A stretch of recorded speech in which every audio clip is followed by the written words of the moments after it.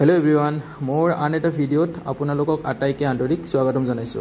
আজিৰ ভিডিওটোত আৰম্ভ কৰিব লৈছো Assam state rural livelihood mission সোসাইটিৰ ফালৰ পৰা প্ৰকাশ পোৱা 190 ভেকেন্সিৰ আহিবলগীয়া সিলেবাসখন আৰু এই সিলেবাসখনত কি সাবজেক্ট থাকিব তাৰ ওপৰত এই ভিডিওৰ যোগেদি আলোচনা কৰা হ'ব। নমস্কাৰ, মই ৰূপম টিউচন, আপোনালোকে চাই আছে মোৰ YouTube channel Ankuran live. Assam state rural livelihood mission সোসাইটিৰ যেটো 190টা ভেকেন্সি প্ৰকাশ পাইছে আৰু এই ভেকেন্সিৰ সিলেবাসত কি থাকিব। যোৱা বছৰৰ লাইভলিহুড মিছন সোসাইটিৰ ফালৰ পৰা অনুষ্ঠিত হৈ যোৱা ৰিটেন এক্সামৰ এখন এডমিট কাৰ্ড আমাৰ হাতত আহি পৰিছে। গোপনীয়তা ৰক্ষা কৰি এই এডমিট কাৰ্ডখনৰ কিছুমান ডেটা আমি ৰিমুভ কৰিবলৈ বাধ্য হৈছোঁ আৰু এই এডমিট কাৰ্ডখনৰ প্ৰাৰ্থীজনে ব্লক কোঅৰ্ডিনেটৰ পোষ্টত এপ্লাই কৰিছিল আৰু তেখেতৰ এই এক্সামটোৰ এক্সাম চেণ্টাৰ আছিল গুৱাহাটীত আৰু এই এক্সামটো যোৱা 2019 বৰ্ষৰ 22 ছেপ্টেম্বৰত অনুষ্ঠিত হৈছিল আৰু এই এক্সামটো টোটেল 90 মিনিটৰ বাবে অনুষ্ঠিত হৈছিল আৰু এই এক্সামটোত কেণ্ডিডেটজনক এডমিটৰ যোগেদি কি ইনষ্ট্ৰাকশ্যন দিয়া হৈছিল আমি চাই লৈছোঁ।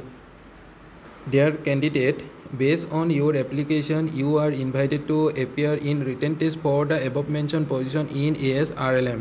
The admit card is being issued to invited you to participate in selection process. This is not a confirmation of your final selection. All claim in your application will be verified during the selection process. If any are found to be untrue or it is found that you do not meet any of the eligibility condition, your application for the post applied for will be cancelled without any notice. The selection process would consist of written test and personal interview, group discussion and computer proficiency test. Candidate সকলক selection কৰা হ'ব written test আৰু personnel interview অথবা group discussion আৰু লগতে থাকিব computer proficiency test. The written test would consist of questions to test your domain knowledge of the position you have applied for, general awareness on development issue, quantity aptitude, reasoning and analytical skill based on the score obtained in the written test.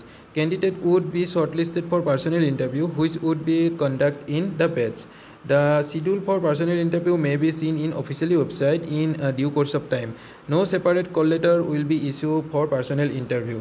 আৰু এই কেণ্ডিডেটজনক দিয়া ইনষ্ট্ৰাকশ্যনৰ পৰা আমি গম পালোঁ যে ভেকেন্সিবোৰৰ written এক্সামত 4টা subject থাকিব আৰু প্ৰথম ছাবজেক্টত থাকিব পজিশ্যনটোৰ ডমেইন নলেজৰ ওপৰত কিছু কুৱেশ্যন আহিব আৰু 2 নম্বৰৰ ছাবজেক্টত থাকিব জেনেৰেল এৱাৰনেছৰ ওপৰত কিছু কুৱেশ্যন আৰু 3 নম্বৰৰ ছাবজেক্টত থাকিব কোৱান্টিটি এপ্টিটিউড আৰু 4 নম্বৰ ছাবজেক্ট আৰু শেষৰটো ছাবজেক্টত থাকিব ৰিজনিং এণ্ড এনালিটিকৰ ওপৰত কিছু কুৱেশ্যন আহিব। এনেকৈ 4টা ছাবজেক্ট মিলাই লৈ এই ৰিটেন এক্সামটো অনুষ্ঠিত কৰিব। এই ৰিটেন এক্সামটোত পাছ কৰাৰ পিছত তেওঁলোকক পাৰ্সোনেল ইণ্টাৰভিউৰ বাবে কল কৰা হ'ব। ইণ্টাৰভিউৰ শিডিউলখন তেওঁলোকে অফিচিয়েলি ৱেবছাইটত সময়ত আপলোড কৰিব। কেণ্ডিডেটসকলে সকলো ধৰণৰ ইনফৰমেশ্যন পাই থাকিবৰ বাবে অফিচিয়েলি ৱেবছাইটটো সময়ে সময়ে ভিজিট কৰি থাকিব লাগিব। যিবোৰ কেণ্ডিডেটে এই পজিশ্যনবোৰত এপ্লাই কৰিছিল তেওঁলোকে এই ছাবজেক্টবোৰৰ ওপৰত তেওঁলোকৰ নিজৰ প্ৰিপাৰেশ্যনবোৰ কৰি যাব পাৰিব। যদি কেণ্ডিডেটবোৰে বিচাৰে ডমেইন নলেজ নাইবা জেনেৰেল এৱাৰনেছৰ ওপৰত বিশেষ ভিডিঅ' তেতিয়া কমেণ্ট কৰিব পাৰিব। আজিৰ এই ভিডিঅ'টোৰ যোগেদি ASRLMৰ ফালৰ পৰা অনুষ্ঠিত হ'ব লগা বিশেষ পজিশ্যনবোৰৰ ৰিটেন এক্সামৰ সিলেবাছৰ ওপৰত আলোচনা কৰা হ'ল।